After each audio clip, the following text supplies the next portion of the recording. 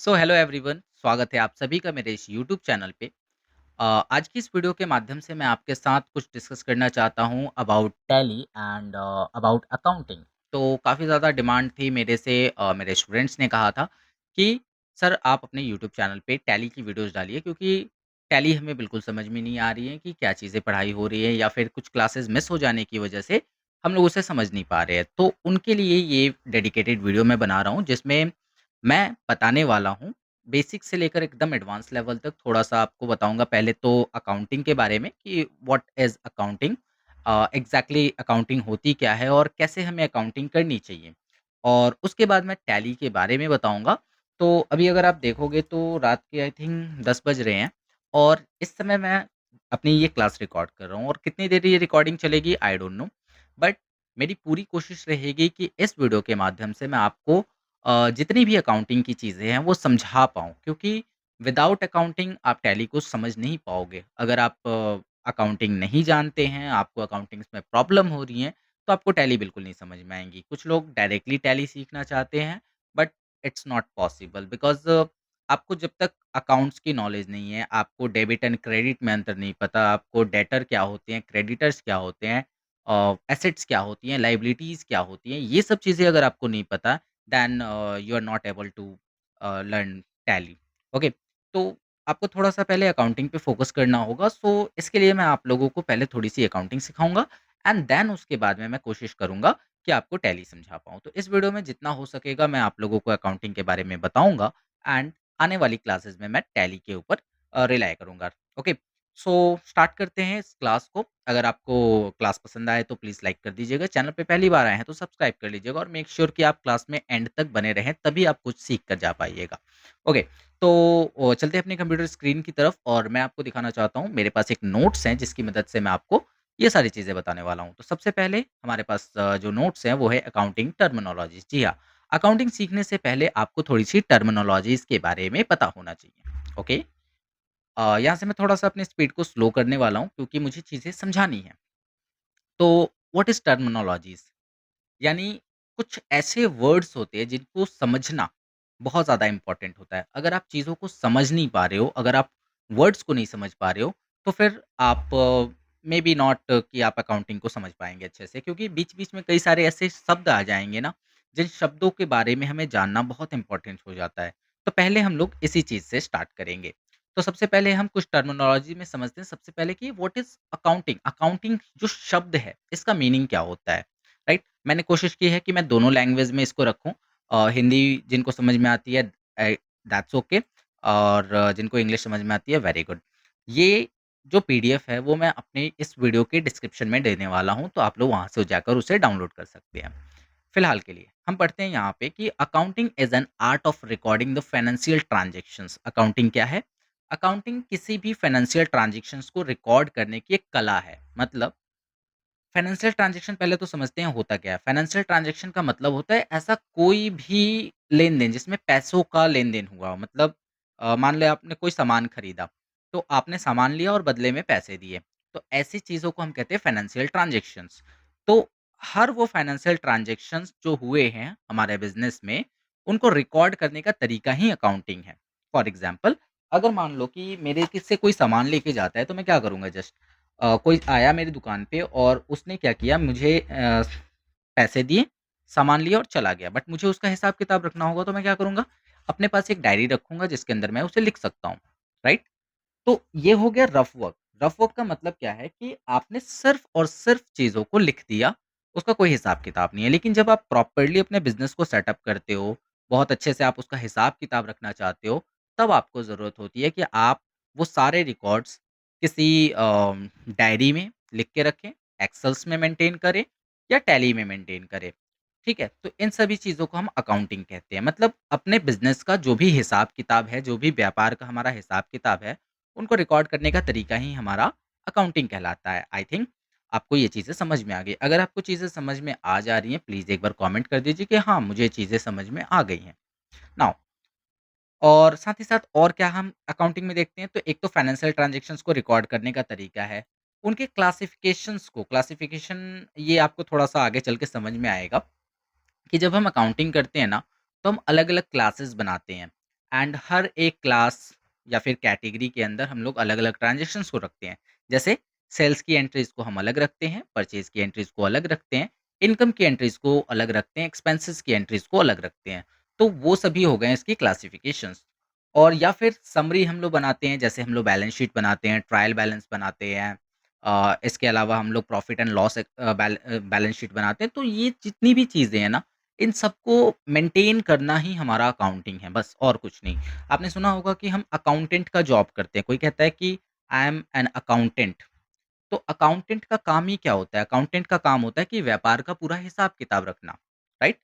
चलो, अब इसके कई सारे जो है हम लोग आगे चलकर देखेंगे कि इसके कई सारे मेथड्स होते हैं अकाउंटिंग के।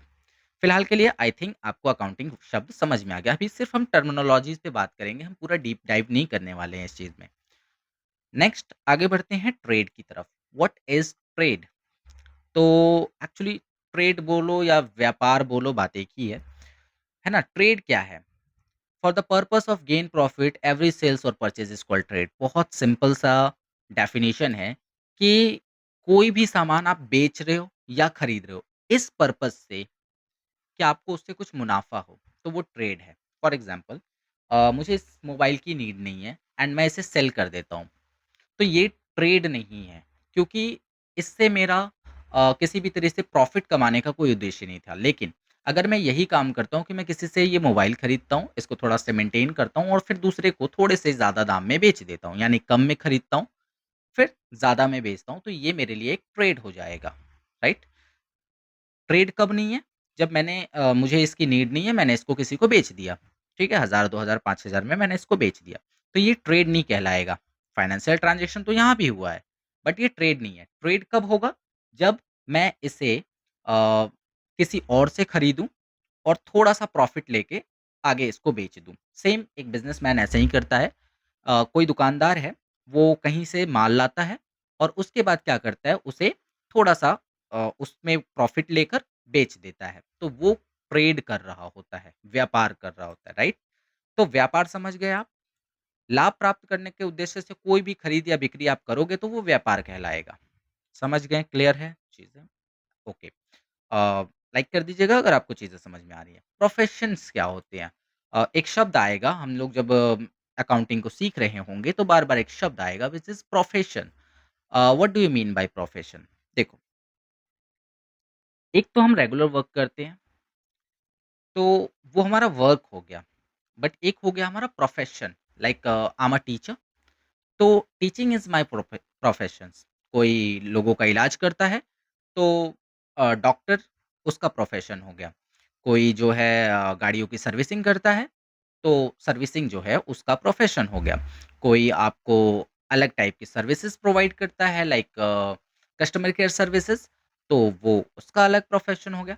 प्रोफ़ेशन क्या है? Profession is an economic activity. First of all learn about economic activity. देखो, इकोनॉमिक एक्टिविटी किसे कहते हैं? कोई भी ऐसा काम जिसमें पैसों का लेन-देन हो, उसे हम इकोनॉमिक एक्टिविटी कहते हैं। कोई भी ऐसा काम जिसमें पैसों का लेन-देन हो, उसे हम इकोनॉमिक एक्टिविटी कहते हैं। तो प्रोफ़ेशन क्या है? प्रोफ़ेशन बोले तो किसी का काम, ठीक है? जिसमें वो माहिर हो, जो वो करता हो। तो कोई भी ऐसा काम जिसमें पैसों का लेन-देन हो रहा है, कोई भी ऐसा काम जिसमें पैसों के का लेन-देन हो रहा है, इकोनॉमिक एक्टिविटी हो रही है और जिसके लिए किसी खास प्रकार की स्किल्स और नॉलेज की ज़रूरत होती है, उसी चीज़ को हम क्या कहते हैं? प्रोफ़ेशन कहते हैं। फॉर एग्ज़ाम्पल, एक डॉक्टर, डॉक्टर जब भी आपका इलाज करेगा, तो वहाँ इकोनॉमिक एक्टिविटी होगी, डेफ़िनेटली। और क्या कोई भी इंसान डॉक्टर बन सकता है? Answer is no. क्यों? क्योंकि उसके लिए उसे एक स्पेशल टाइप की नॉलेज या फिर उसके पास एक स्पेशल टाइप की स्किल्स होनी चाहिए, ठीक है? तो कोई भी ऐसा पर्सन जिसको अपनी अर्निंग के लिए किसी टाइप की स्पेशल नॉलेज या स्किल्स की रिक्वायरमेंट होती है, वो उसे हम कहते हैं कि वो उसका प्रोफ़ेशन है। फॉर एग्ज़ाम्पल, ड्राइवर, ड्राइवर क्या है? ड्राइवर के पास एक प्रकार की स्किल है, वो गाड़ियों को चलाना जानता है, लेकिन वो गाड़ियाँ फ्री में नहीं चलाता, उसके बदले में वो पैसे लेता है। तो ये उसका प्रोफ़ेशन हो गया। सिमिलरली डॉक्टर, डॉक्टर भी एक प्रोफ़ेशन हो गया। Teacher also is a profession. तो जो भी काम आप कर रहे हो जिसमें इकोनॉमिक एक्टिविटी हो रही है, यानी पैसों का आदान-प्रदान हो रहा है, और इसके लिए आपको एक खास प्रकार की स्किल या नॉलेज की ज़रूरत है, तो ये आपका प्रोफ़ेशन कहलाता है और ऐसा पर्सन जो इस प्रोफ़ेशन में एंगेज्ड होता है, वो प्रोफ़ेशनल कहलाता है। ऐसा person individual engage in profession are known as professionals यानी वो लोग जो इन प्रोफ़ेशंस में एंगेज होते हैं, उनको हम प्रोफ़ेशनल कहते हैं। आई होप आपको ये शब्द क्लियर हो गया होगा। ओके, तो प्रोफ़ेशनल आई थिंक क्लियर है। एक बार आप पढ़ोगे तो खुद ब खुद समझ में आ जाएँगी चीज़ें। What do you mean by business? अच्छा बिज़नेस एंड ट्रेड 2 चीज़ें हमने देखी। बिज़नेस क्या है? Business is an economic activity that involves the exchanges, purchase, sales, production of goods and services with motive to earn profit and satisfy customer needs. What do you mean by business? देखो business का मतलब simple यहाँ पे समझ में आ रहा है कि बिज़नेस भी एक प्रकार की इकोनॉमिक एक्टिविटी ही है, लेकिन इसमें क्या-क्या इन्वॉल्व होता है उसको ध्यान देते हैं। तो इसमें इन्वॉल्व होता है एक्सचेंजेस, एक्सचेंजेस मतलब आदान-प्रदान। आप कुछ अगले को दे रहे हो, अगले से कुछ आप ले रहे हो। तो ये हो गया एक्सचेंजेस। तो जनरली हम लोग कैसे सामान खरीदते हैं या कैसे हम लोग एक्सचेंजेस करते हैं? हम पैसे देते हैं, सामान लेते हैं या सामान देते हैं, पैसे लेते हैं। तो एक्सचेंजेस यहाँ पर होते हैं। परचेज़ करते हो आप, कोई सामान खरीदते हो या कोई सामान सेल करते हो या फिर आप अपने यहाँ ही प्रोडक्शन करते हो। प्रोडक्शन मीन्स जो भी सामान है वो आपके यहाँ ही बनती है और फिर वो सेल होती है। Production of goods and services. अच्छा ओनली हम गुड्स ही प्रोड्यूस नहीं करते, हम सर्विसेज़ भी प्रोड्यूस करते हैं। कैसे? अच्छा सर ये तो समझ में आ रहा है कि गुड्स प्रोड्यूस होता है, बट सर्विसेज़ कैसे प्रोड्यूस होती हैं? ओके डॉक्टर आप मानते हो hospital is a business? Hospital एक बिज़नेस का टाइप है, तो वहाँ पर आपको कौन-सी गुड्स मिलती हैं? सामान तो कुछ मिलता नहीं है आपको वहाँ पे आपको सर्विसेज़ मिलती हैं, डॉक्टर्स की। जिम, जिम भी एक बिज़नेस का टाइप है, बट वहाँ पे कोई गुड्स तो मिलता नहीं है, वहाँ पे जो मिलती हैं सर्विसेज़ मिलती हैं, राइट? तो ऐसा जगह जहाँ पर चीज़ों का एक्सचेंज हो रहा है, परचेज़ सेल हो रहा है, प्रोडक्शन हो रहा है गुड्स और सर्विसेज़ का, तो उस चीज़ को हम कहते हैं बिज़नेस। अब अंतर क्या है बिज़नेस में और ट्रेड में? तो देखो ट्रेड में बस खरीदा या बेचा जाता है। मतलब आपने सामान को खरीदा और थोड़ा प्रॉफ़िट लेके आ गए, बेच दिया मतलब आप ट्रेड कर रहे हो। बट बिज़नेस में क्या है, बिज़नेस में ये सारी एक्टिविटीज़ होती हैं जहाँ पर आप सामान का आदान-प्रदान करते हो, सेल परचेज़ करते हो, प्रोडक्शन करते हो। तो ये सभी बिज़नेस के पार्ट होते हैं। अच्छा इसका मोटिव क्या होता है? Earn profits and satisfy customer need. Not only earn profit, also satisfy customer need. Okay, for example कोई कंपनी है जो कोई एक पर्टिकुलर प्रोडक्ट बना रही है, तो वो किस लिए बना रही है? कि उसको ज़्यादा से ज़्यादा प्रॉफिट हो, फर्स्ट थिंग। लेकिन दूसरा कि उसे प्रॉफिट होगा कब? जब वो कस्टमर्स को सैटिस्फाई कर पाएगी। मीन्स अगर ये मोबाइल मैं इसका एग्ज़ाम्पल ले रहा हूँ, अगर मुझे इस मोबाइल की नीड नहीं होती या किसी भी कस्टमर को इस मोबाइल की नीड नहीं होती, तो कंपनी इस मोबाइल को बनाती ही नहीं, डेफ़िनिटली। और अगर कंपनी हमारे नीड्स को फुलफ़िल कर रही है, तो डेफ़िनिटली वो हमसे प्रॉफिट भी कमा रही है। तो ये होता है बिज़नेस, बिज़नेस में ये सारी एक्टिविटीज़ तो होती ही हैं, लेकिन इसका मोटिव होता है प्रॉफिट्स कमाना और साथ-साथ जो कस्टमर्स हैं, उनकी नीड्स को पूरा करना। और आप देखते हो कि हर दिन कुछ ना कुछ कंपनीज़ जो है नया-नया लाती रहती हैं। अ, नेक्स्ट है कि बिज़नेसेस कैन बी प्रॉफिट और नॉन प्रॉफिट ऑर्गनाइज़ेशंस। अच्छा कई बिज़नेस ऐसे होते हैं जो प्रॉफिट होते हैं और कुछ नॉन प्रॉफिटेबल ऑर्गनाइज़ेशंस होते हैं मीन्स जैसे एनजीओज़ होते हैं। तो एनजीओज़ में भी इकोनॉमिक एक्टिविटीज़ होती हैं बट वो नॉन प्रॉफिटेबल होते हैं। उनका उद्देश्य पैसे कमाना नहीं होता है बल्कि पब्लिक वेलफेयर होता है, यानी समाज कल्याण होता है। सोशल वेलफेयर हम बोल सकते हैं इस चीज़ को, ठीक है? तो कुछ ऐसे भी बिज़नेसेस होते हैं बट हमें उनके बारे में भी खासकर डिस्कस यहाँ नहीं करना है। तो आई होप आपको ये बिज़नेस वर्ड क्लियर हो गया होगा। Now coming to the next topic which is transactions. Transactions क्या होता है? ओके आपने एक वर्ड सुना होगा transaction is successful, transaction is completed और या फिर आपने सुना होगा बैंक्स में ट्रांज़ैक्शन हो रहे हैं। ट्रांज़ैक्शंस का मतलब होता है पैसों का लेन-देन। ठीक है? तो जब भी आप पैसों का लेन-देन करते हो किसी भी बदले में आप चाहे गुड्स खरीदो या कोई सर्विसेज़ लो, वहाँ पर जब भी पैसों का आदान-प्रदान होता है this process is called transaction, right? जैसे the exchange of products and services और द ट्रांसफर ऑफ मनी और the commitment to exchange goods and services in the future is called transaction. कुछ नहीं समझ में आया क्या मतलब हुआ? मैं समझाता हूँ। देखो, कोई भी प्रोडक्ट है या सर्विसेज़ है, अगर उनका आदान-प्रदान हो रहा है, ओके। प्रोडक्ट तो समझ में आता है, सर्विसेज़ क्या? प्रोडक्ट लाइक आपको ये पता है कि हाँ, मुझे कोई सामान चाहिए तो मुझे उसके बदले में उसे पैसे देने होंगे, ओके। सर्विसेज़ कहाँ? अगर मुझे इंटरनेट चलाना है तो मुझे जियो या एयरटेल या जो भी हम सिम यूज़ करते हैं उसको रिचार्ज कराना होगा। तो क्या हम यहाँ हमने एक ट्रांज़ैक्शन किया? डेफ़िनेटली। हमने सर्विस लेने इंटरनेट की सर्विस के लिए हमने एक ट्रांज़ैक्शन किया। हमने उस कंपनी को पैसे दिए एंड उस कंपनी ने उसके बदले हमें एक सर्विस प्रोवाइड की जिसे हम इंटरनेट सर्विस कहते हैं। ठीक है? तो इसका मतलब है कि कोई भी प्रोडक्ट या कोई भी सर्विस खरीदने के लिए अगर आप कोई पैसे दे रहे हो, तो वो ट्रांज़ैक्शन है। या फिर ट्रांसफर ऑफ मनी ये तो सबसे सिंपल एग्ज़ाम्पल है, आपने किसी को पैसे ट्रांसफ़र किए। इसलिए इस एवज़ में या फिर इस वजह से कि फ्यूचर में जाकर वो मुझे रिटर्न करेगा या उसका कुछ मुझे मिलेगा, ठीक है? और द कमिटमेंट, कमिटमेंट मतलब होता है कि आप ट्रांज़ैक्शन किस लिए कर रहे हो? क्योंकि आपको ये कहा गया है कि इन फ्यूचर आपको ये चीज़ें मिलेंगी या फिर ये सर्विसेज़ मिलेंगी। जैसे आपने मोबाइल रिचार्ज करवाया, तो उसी समय आपको उसका बेनिफिट नहीं मिल रहा।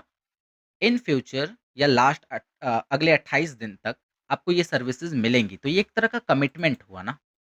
तो यहाँ पर एक ट्रांज़ैक्शन है। ट्रांज़ैक्शन मीन्स सिंपल आप समझ लो, पैसों का लेन-देन, गुड्स एंड सर्विसेज़ का लेन-देन जिसमें मनी भी इंक्लूड हो, इनको हम ट्रांज़ैक्शन कहते हैं। I hope you are getting my point.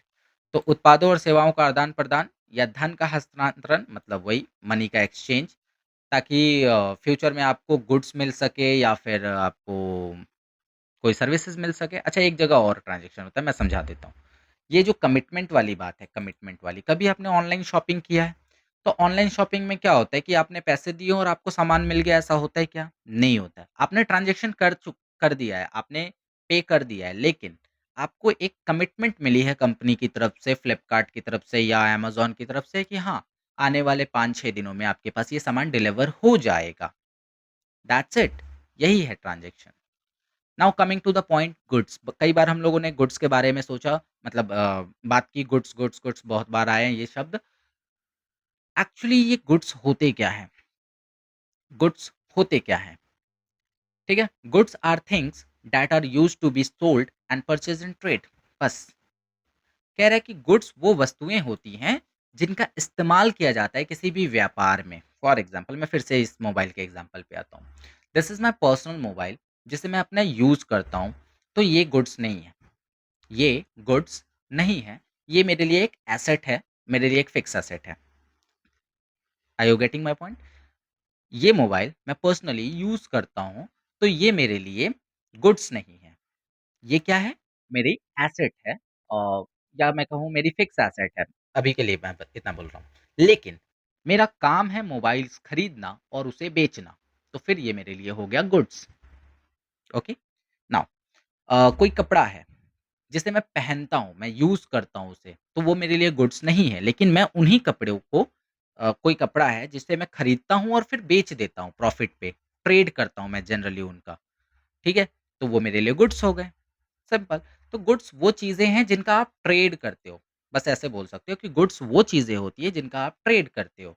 अगर आप उनका ट्रेड नहीं कर रहे, अगर आप उसे यूज़ कर रहे हो, those are not goods. Okay? तो गुड्स वे चीज़ें हैं जिनका व्यापार में बेचने या खरीदने के लिए उपयोग किया जाता है, that's simple. Now coming to the next terminology which is purchase. What is purchase? Purchase क्या होता है? The goods bought in trade for the purpose of sold again. Okay, okay. कोई भी सामान आप खरीद रहे हो इसलिए क्योंकि आगे चलकर आपको उसे बेचना है, तो वो कहलाएगा परचेज़। ओके। तो क्या मैंने अगर इस चीज़ को अपने पर्सनल यूज़ के लिए खरीदा तो ये परचेज़ नहीं है? नहीं, ये परचेज़ नहीं है। क्यों नहीं है परचेज़? क्योंकि मुझे इसे दोबारा बेचना नहीं है, मुझे इसे यूज़ करना है, तो ये परचेज़ नहीं है। बट कोई बिज़नेसमैन अगर यही बिज़नेस कर रहा है, वो सामान खरीद रहा है ताकि इसमें इसको आगे वो बेच सके, तो वो उसके लिए परचेज़ हो गया।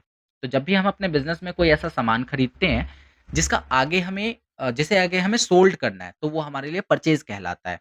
डेफ़िनेटली जब आप इन चीज़ों को इसका ट्रांज़ैक्शन बनाओगे ना, तो आपको ये चीज़ें बहुत अच्छे से क्लियर होंगी। लेकिन अभी के लिए इतना समझ लो परचेज़ मीन्स क्या? अगर हम किसी चीज़ को इस वजह से खरीद रहे हैं कि आगे हमें उसे बेच देना है, तो वो परचेज़ है। और सेल क्या है? सेल क्या है? मान लो ये मेरे पास है सामान, ठीक है? और मुझे इसे यूज़ नहीं करना है, मुझे इसे बेच देना है। किस लिए बेच देना है भाई? ताकि मुझे कुछ प्रॉफ़िट हो। तो अगर प्रॉफ़िट कमाने के उद्देश्य से हम चीज़ों को बेच रहे हैं, तो वो सेल कहलाएगा। सिंपल कि अगर हम गुड्स को सोल्ड कर रहे हैं, इसलिए ताकि हमें प्रॉफ़िट मिले, तो वो हमारा सेल कहलाता है। Sale, purchase, sale, purchase. समझ गए बात? तो कोई भी बिज़नेसमैन अगर चीज़ों को खरीद रहा है इस उद्देश्य से कि वो उसे बेचेगा और फिर उससे प्रॉफ़िट कमाएगा, वो उसके लिए परचेज़ है। और कई किसी बिज़नेसमैन के पास कोई सामान है, वो इसे उसे इसलिए बेच रहा है क्योंकि उसे प्रॉफ़िट कमाना है, तो वो सेल कर रहा है, सिंपल। रेवेन्यू क्या होता है?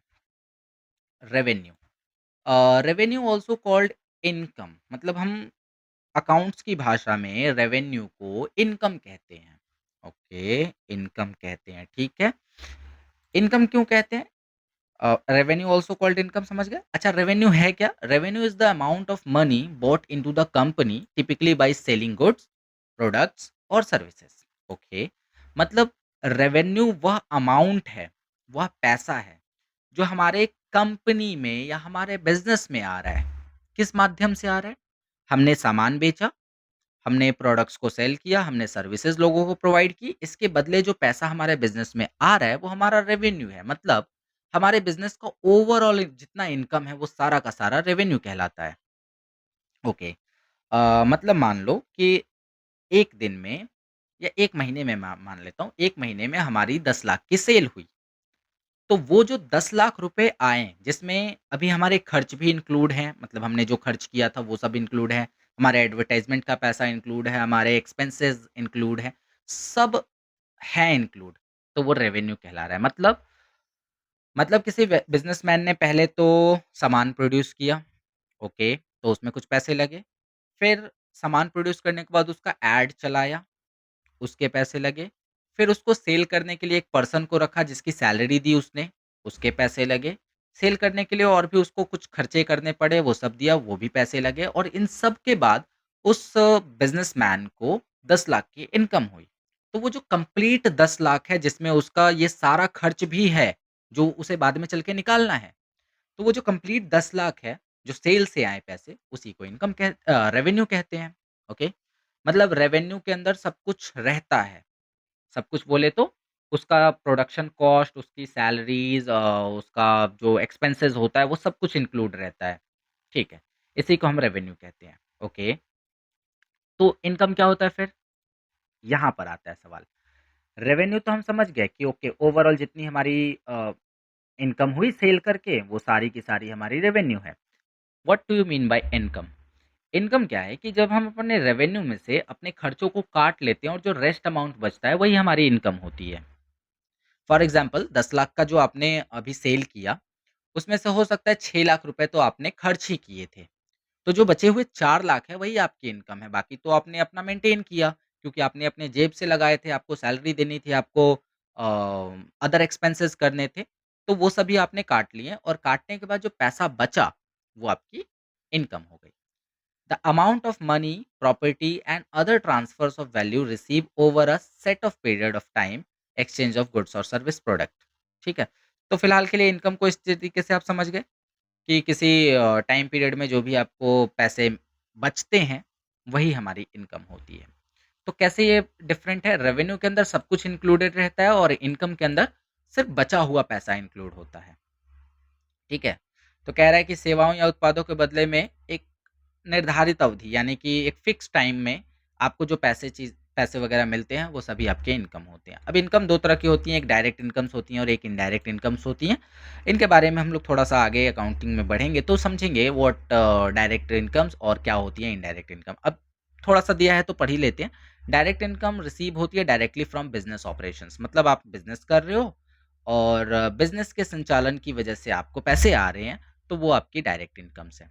मीन्स आप सामान बेच रहे हो और सामान को बेचने से आपको इनकम हो रही है, सिंपली। आप कोई सर्विस प्रोवाइड कर रहे हो और सर्विस प्रोवाइड करने की वजह से आपको इनकम हो रही है, तो वो डायरेक्ट इनकम्स है। और इनडायरेक्ट क्या है? आपको किसी और तरीके से इनकम आ गई, मतलब जो आपके बिज़नेस से रिलेटेड नहीं था, आपको किसी और तरीके से इनकम हुआ। मतलब नहीं समझे कि इनडायरेक्ट इनकम्स क्या होती हैं। इनडायरेक्ट इनकम्स में जनरली कमीशंस आते हैं और इंटरेस्ट आ सकता है। मान लो कि आपने अपने बिज़नेस में किसी को सामान उधार पे दिया था, उसने बोला कि मुझे उधार पे दो, मैं आपको एक्स्ट्रा पैसे दे दूँगा। तो वो एक तरह का इनडायरेक्ट, मतलब वो बिज़नेस का पार्ट तो था नहीं, आपने कोई सामान बेच के तो वो पैसे कमाए नहीं।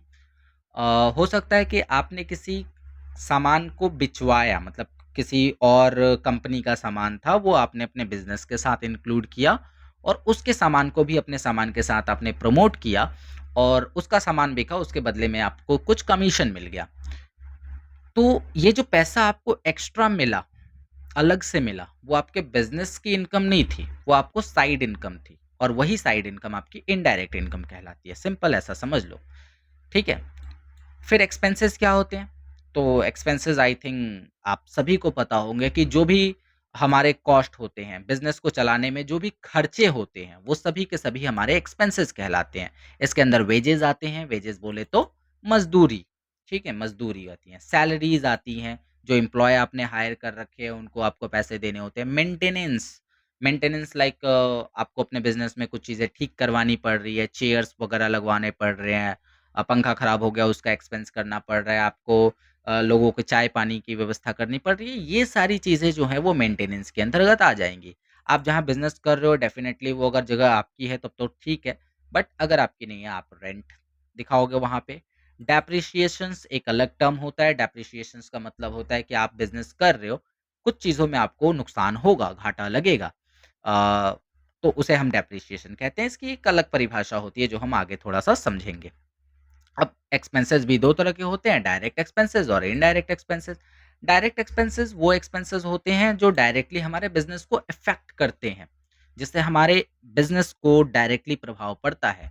और इनडायरेक्ट एक्सपेंसेस वो होते हैं जिससे बिज़नेस को उतना कुछ ख़ास फ़र्क पड़ता नहीं है, ठीक है?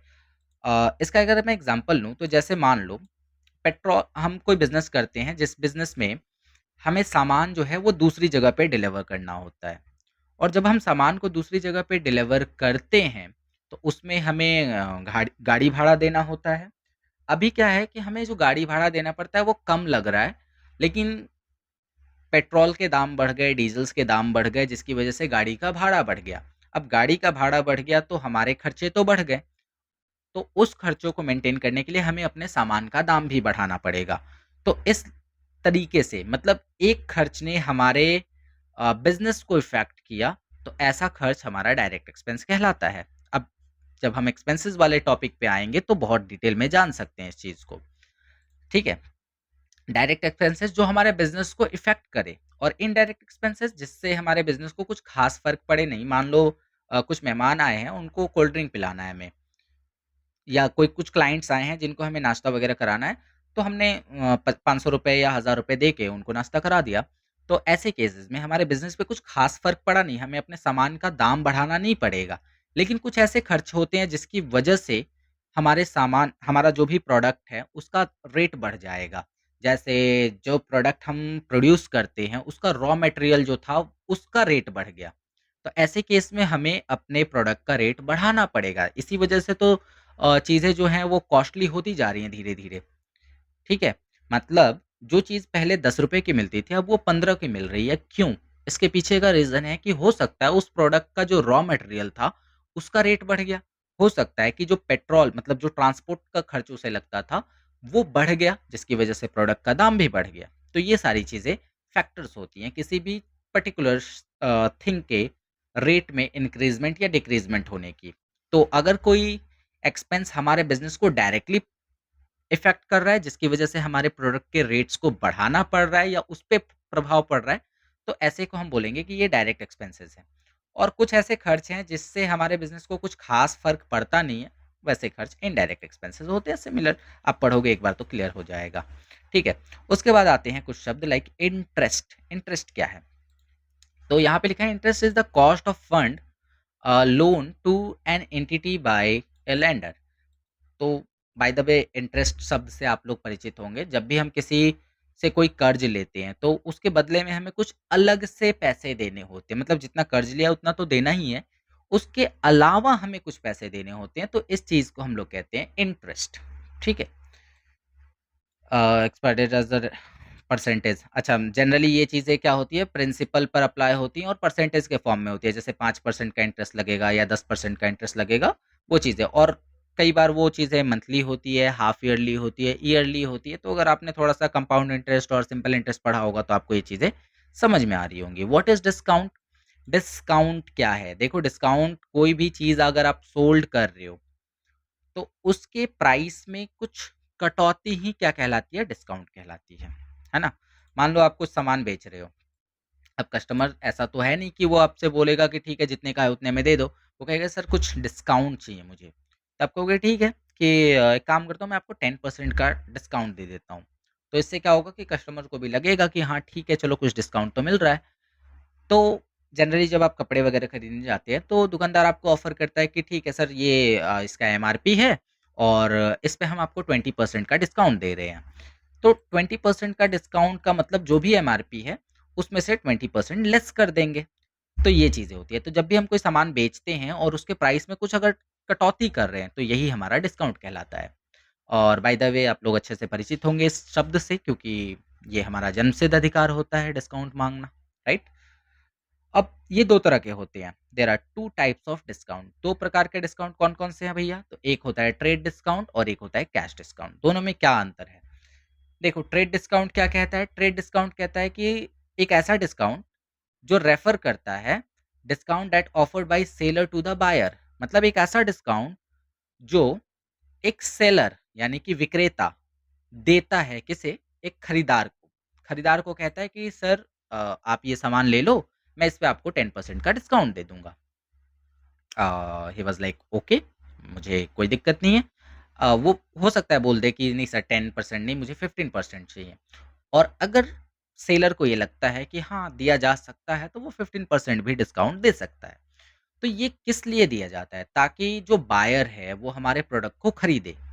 तो इस तरह के डिस्काउंट जिसमें सेलर ऑफ़र करता है एक बायर को कि आप मेरा ये सामान खरीदोगे, तो मैं उसके प्राइस पर आपको इतने परसेंट का डिस्काउंट दूँगा। दिस इज़ ट्रेड डिस्काउंट, यानी व्यापारिक छूट। है ना? कोई भी सामान खरीदते समय अगर उस पर कुछ डिस्काउंट है, उसके एमआरपी पे कुछ डिस्काउंट है, तो वो कहलाता है हमारा trade discount. The next thing is cash discount. कभी आप लोगों में से किसी ने ऐसा किया है कि ठीक है भैया बिल बना लो फिर बताता हूँ कितना होगा। बिल बना ₹870 का। मैं एक छोटा एग्ज़ाम्पल ले रहा हूँ।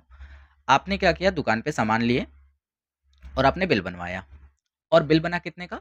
मान लो चलो 1870 का कर देते हैं। ₹1870 का बिल बना। आप दुकानदार को बोल रहे हो कि भैया 1870 तो नहीं देंगे, ठीक है? अब आपको नहीं पता कि कितना परसेंट डिस्काउंट चल रहा है, नहीं। आप कहोगे कि भैया ₹1800 ही देंगे। वो कह रहे हैं नहीं 1820 डाल दो। तो आप बोलोगे नहीं 1800 से ज़्यादा नहीं देंगे। तो आपने जस्ट 1800 दिए, आपने ₹70 नहीं दिए। तो यहाँ पर क्या आप बता सकते हो कि किस सामान पर कितना परसेंट डिस्काउंट मिला आपको? डेफ़िनिटली नॉट, क्योंकि बिल बनने के बाद जो भी फाइनल बिल बना उसमें से आपने कुछ कम पैसा देकर वो सामान ले लिया। This is called cash discount. यहाँ पर आपने परसेंटेज में कोई बात नहीं की। आपने बिल बनने के बाद बोला कि कितना देंगे हम, राइट?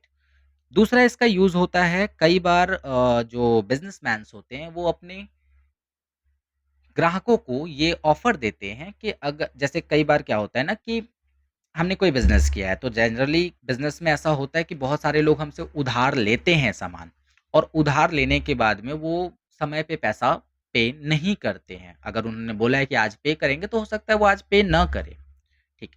तब ऐसे में दुकानदार क्या ऑफ़र निकालता है कि अगर कोई इस डेट तक पैसा जमा कर देगा, तो उसे 5% का डिस्काउंट दिया जाएगा। जनरली बिज़नेसमैन क्या चाहता है कि उसके पैसे रिकवर हो जाए।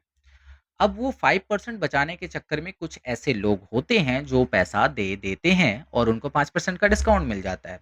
तो ये कैश डिस्काउंट का ही एग्ज़ाम्पल होता है, ठीक है? Cash discount are deducted allowed by some seller of goods or by some provides provides of service to motivate customers to pay their bills with in a specific time। कई बार कंपनियां आपको offer देती हैं कि अगर आपने इतने से इतने के बीच में अपना मोबाइल रिचार्ज किया या ये वाला सब्सक्रिप्शन लिया तो आपको सिर्फ इतने में ही मिल जाएगा। फॉर एग्जांपल जब आप किसी कोर्स को परचेज करते हो तो वहाँ पर एक ऑफर चलता है कि अगर आप, जैसे दिवाली सेल चलता है, तो दिवाली सेल में क्या है कि भई पहले हमारा कोर्स 2500 का था, दिवाली सेल में आपको 1750 का मिल रहा है। मतलब आपको हम कुछ डिस्काउंट दे रहे हैं ताकि बायर जो है वो थोड़ा-सा इम्प्रेस हो, बायर को लगे कि हाँ, ये एक अच्छा मौका है चीज़ों को खरीदने का और वो इसी चीज़ का तो वेट कर रहा था। तो वो चीज़ों को खरीदता है और उसको एक इनडायरेक्टली कैश डिस्काउंट वगैरह मिल जाता है। तो सिंपल सा बात है कि अगर कोई सेलर जो है, वो बायर को कुछ एडिशनल अमाउंट का डिस्काउंट देता है, मोटिवेट करता है ताकि वो उसके सामान को खरीदे या फिर किसी स्पेसिफिक टाइम पीरियड में उसको पैसा दे दे, तो ऐसे डिस्काउंट्स को हम लोग कैश डिस्काउंट कहते हैं। बहुत अच्छा एग्जांपल आपको वो कपड़े वाला हो गया, दुकान पे गए, आपने बिल बनवा लिया और जो भी बिल बना उससे कम पैसा देकर आपने सामान ले लिया। This is the best example of cash discount. What is commission? Commission क्या है? A commission is a fee that a businessman pay to the sales person because he helps in sale. Commission को कई लोग negative लेते हैं but it's a very positive and very good thing because इसकी वजह से जो बिजनेस है उसकी सेल्स बढ़ जाती हैं। ठीक है, फॉर एग्जांपल मैं एक सेल्स पर्सन हूँ जिसका काम है गाड़ियों को सेल करना और कंपनी मुझे हर महीने जो है 20,000 की तनख्वाह देती है। ठीक है, अब मैं गाड़ियां सेल करूं या ना करूं, कंपनी मुझे पैसे तो देगी क्योंकि उसने मुझे मंथली पे पर रखा है। बट कंपनी ने मेरे साथ एक डील फिक्स की कि ठीक है, हर गाड़ी की सेल पे मैं आपको, देखो अब गाड़ी का रेट बहुत ज़्यादा होता है तो हो सकता है कंपनी अपनी अपनी, मैं 5% मानता हूँ।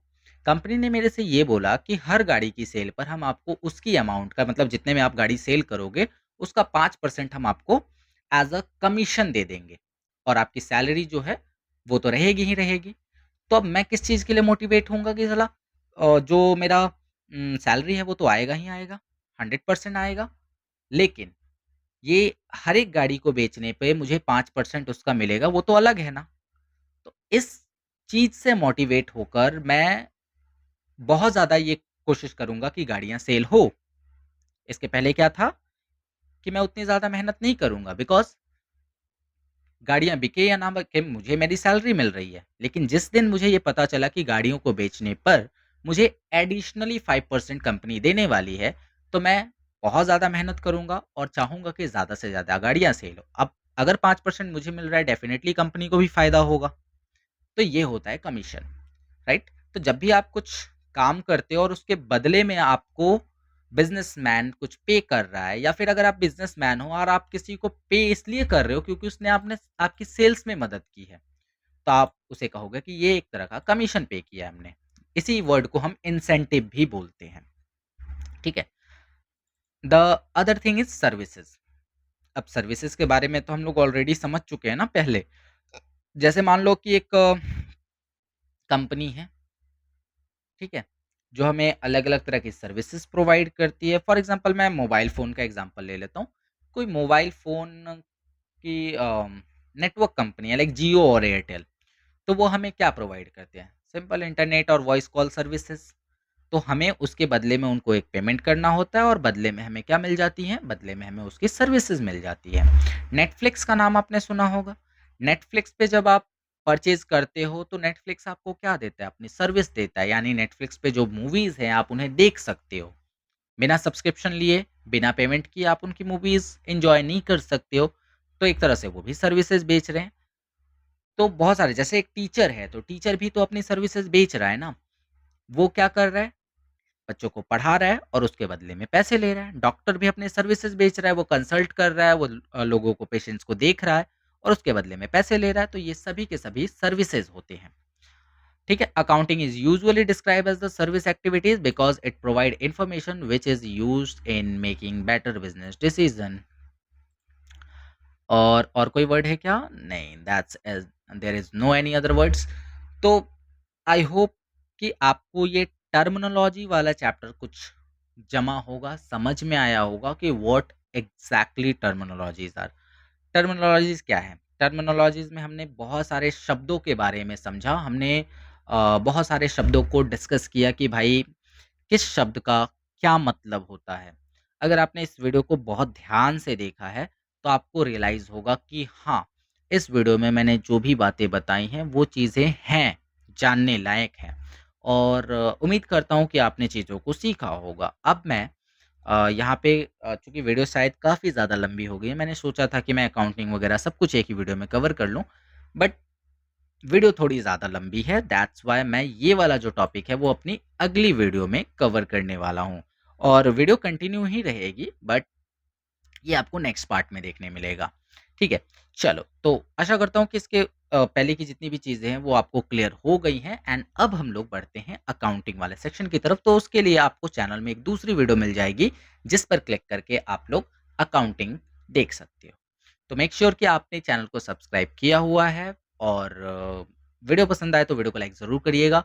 वीडियो कैसी लगी आप प्लीज़ कमेंट करके बताइए कि हाँ, ये वीडियो आपको कैसी लगी? क्या आपने इस वीडियो के माध्यम से कुछ सीखा? ये सारी चीज़ें आप कमेंट करके बता सकते हैं। बाकी अगर आपके कोई डाउट्स हैं तो वो भी आप कमेंट में पूछ सकते हैं। चलो, तो मिलते हैं आपको नेक्स्ट वीडियो में जिसमें मैं आपको अकाउंटिंग्स के बारे में बता रहा हूँगा। ओके?